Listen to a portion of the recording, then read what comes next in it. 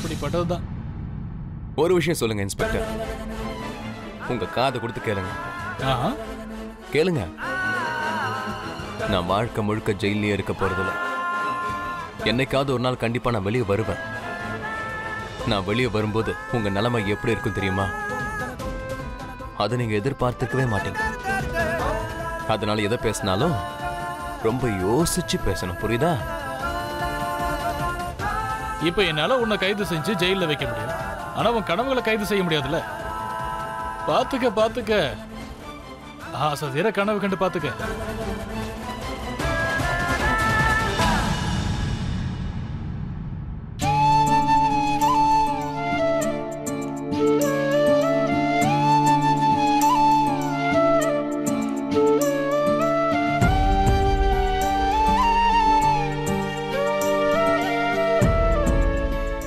அருண், நான் உனக்கு சாப்பாடு எடுத்துட்டு வந்திருக்கேன்.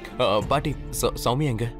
அருண், அது வந்து அவ உனக்கா வக்கீல தேடி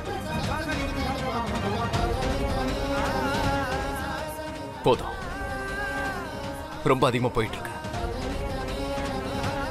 இப்ப நீங்க 2 பேரும் என்னையும் சௌமியாவும் பிரிக்கலான்னு ரொம்ப தீவிரமா முயற்சி பண்ணிக்கிட்டு இருக்கீங்க. நிறுத்திருங்க, ரொம்ப அதிகமா போயிடுச்சு. நாங்க உன்னை ஜெயிலுக்கு இதுக்கு முன்னாடி கூட அனுப்பி வச்சோம். இப்ப நீ ஜெயிலுக்கு போயிட்டு வந்தியே, அது ஒன்னும் புது விஷயம் இல்லடா. பல தடவை இந்த மாதிரி செஞ்சிருக்கோம். கொலைப்பழிய சுமத்தியா? கொலைப்பழிய சுமத்தியா?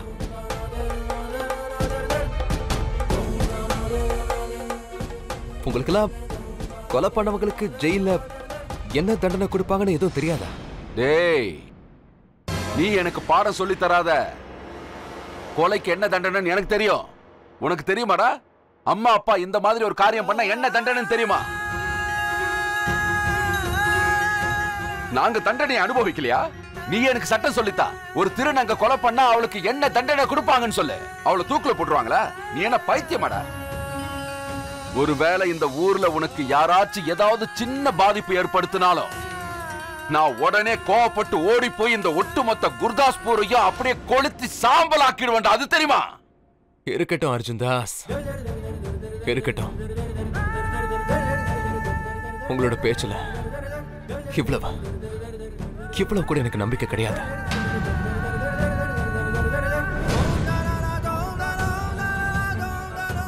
அப்புறம் உங்களுக்கெல்லாம் ஒண்ணு சொல்றேன்.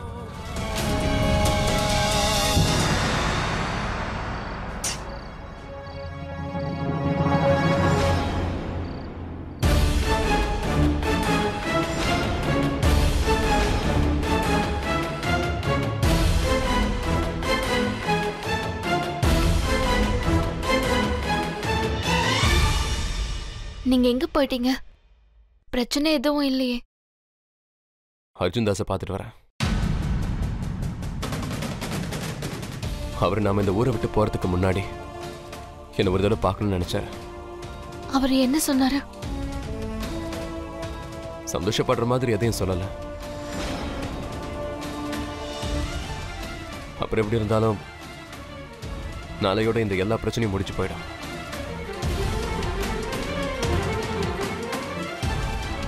வா.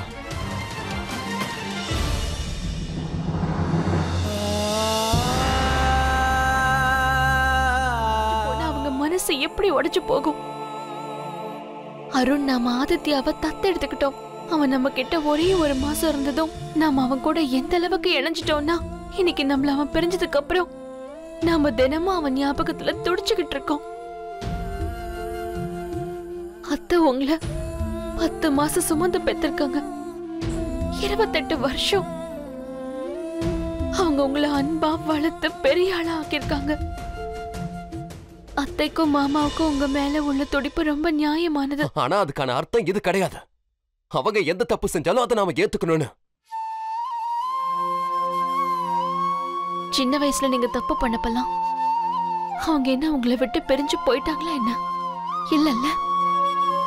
ஒருவேளை இன்னைக்கு அவங்க பண்றது தப்புன்னு உங்களுக்கு தோணுச்சுன்னா, அப்ப அவங்க கூட இருந்து அவங்களுக்கு புரிய வைக்க நினைக்கணும்னா அதுக்கு முயற்சி பண்ணுங்க.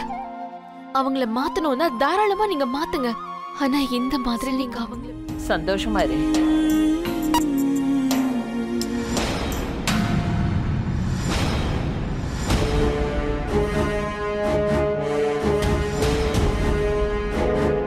அந்த பிரீத்தி நம்ம சௌமியாவை ஏத்துக்கிட்டாங்கன்னு.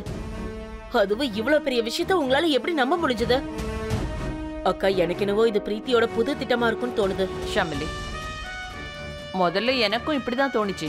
ஆனா இப்படி கூட இருக்கலாம்ல. பிரீத்தி தன்னோட மகனுக்காக வேற வழி இல்லாம இப்படி பண்ணிருக்கலாம்ல. காரணம் எதுவா இருந்தாலும் சரி, வெற்றி நம்ம சௌமியாக்கு தானே. அப்புறம் சௌமியாவோட வெற்றி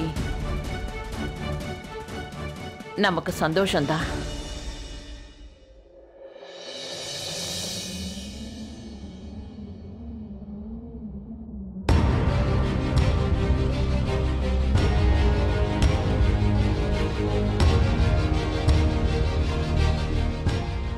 இதுக்கு பின்னாடி இருக்கிற பிரீத்தியோட நோக்கம் எதுவா இருந்தாலும் சரி, பிரீத்தி போன பேருக்கு மருமகளை ஏத்துக்கிட்டாலும் இன்னும் கூடிய சீக்கிரத்துல அவங்க ஒண்ணு மனசார மருமகளை ஏத்துப்பாங்கன்ற நம்பிக்கை எனக்கு இருக்கு.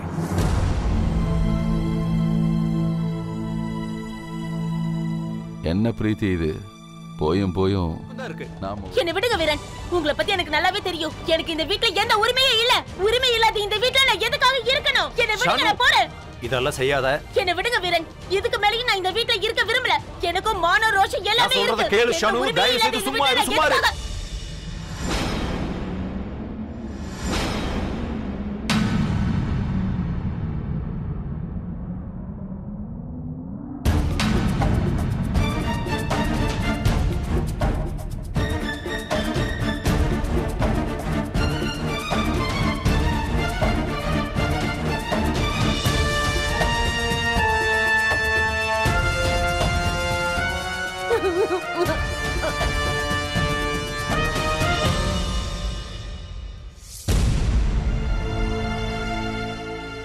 இந்த மாமா என்ன ஏடா கூடமா அக்கௌண்ட்ஸ் எல்லாம் போட்டு வச்சிருக்காரு?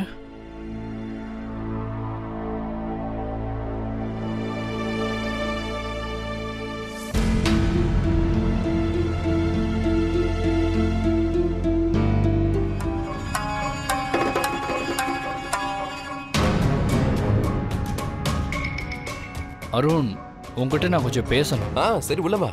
ஏதோ கிளாஸ் ரூம்குள்ள வர மாதிரி கதவை தட்டிட்டு வர. அருண், இது டைவர்ஸ் பேப்பர்ஸ் சுமதி கொடுத்தா, இதுல சைன் வேணுமா?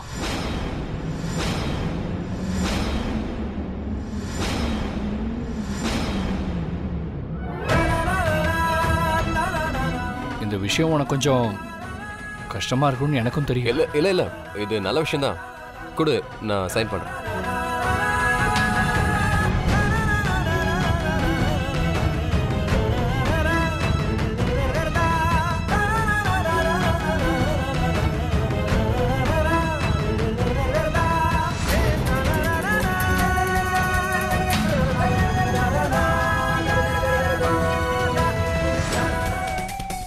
அது அவளால நிச்சயமா முடியும்.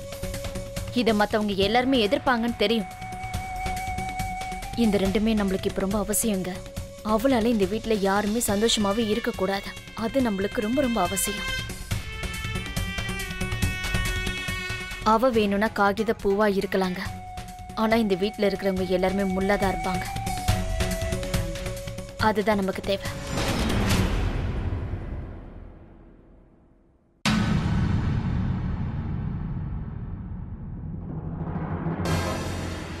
இந்த சுமதி, அருண் டைவர்ஸ் பேப்பர்ஸ்ல சைன் போட்டான்.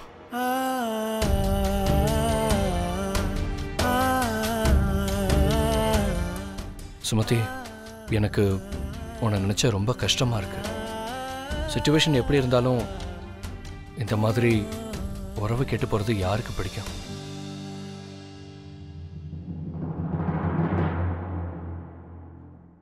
வருண், உங்ககிட்ட கொஞ்சம் பேசணும்.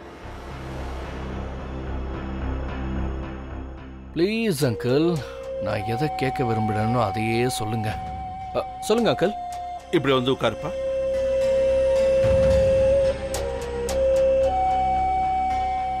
நான் நிறைய யோசிச்சேன். அன்னைக்கு நீ பேச வந்தப்போ நான் ரொம்ப டென்ஷனா இருந்தேன், அதனால ஒன்றும் பேசல. ஆனா வருண், எனக்கு என்ன தோணுதுன்னா, சுமதிக்கு உன்னை விட ஒரு நல்ல மாப்பிள்ளை யாரும் கிடைக்க மாட்டாங்க. சரிதான். சபாஷ். இப்போ நான் சுமதியை கல்யாணம் பண்ணிக்கணும்னு நீங்கள் ஆசைப்படுவீங்க. நல்லதா போச்சு. ரொம்ப நாளாக நானும் இதைத்தான் ஆசைப்பட்டுட்டு இருக்கேன். பாரு கண்ணா,